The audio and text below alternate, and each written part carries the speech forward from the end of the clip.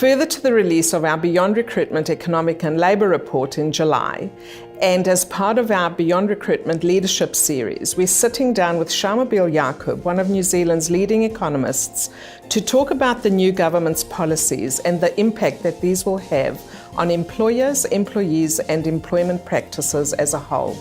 Hi Shamubeel. I oversee the support customer part of our business, and what we're hearing from some of our employers, particularly those that have large volumes of employees, is the upward movement that the hourly rates will have because of the move in the minimum wage.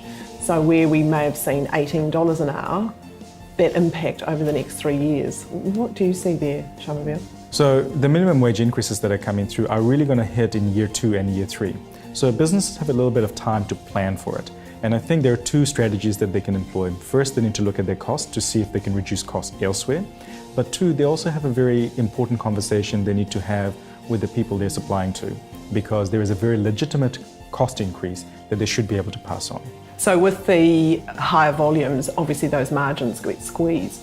Do you think that workers or those employers, there'll be less of them? Will they go to move towards a part-time workforce because maybe they can't hire as many as they had in the past?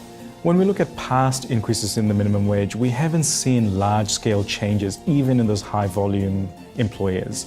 Instead, what we tend to find, there might be a little bit of shift in the number of hours that are available, but most businesses are able to adapt to it because there is enough time for them to see the cost increases coming.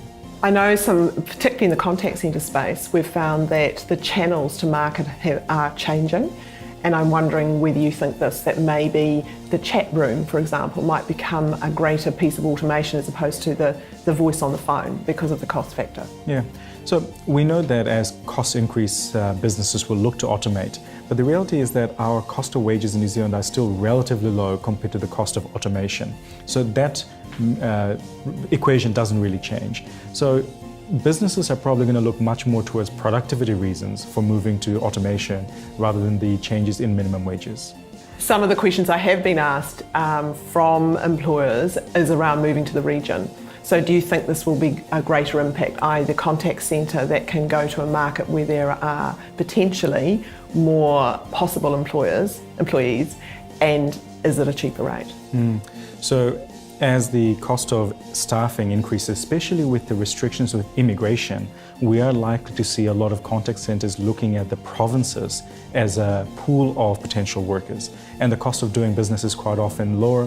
And we've got the big initiatives around regional development, which might give them access to funds, training on all those other bits and pieces. So I think for this industry, we are seeing lots of trends that are suggesting that looking at the provinces might be a very good idea in the next 3 years. Shamubeel, thank you. Thanks for that insight, and I know it'll have some interesting effects on potentially some of our employers.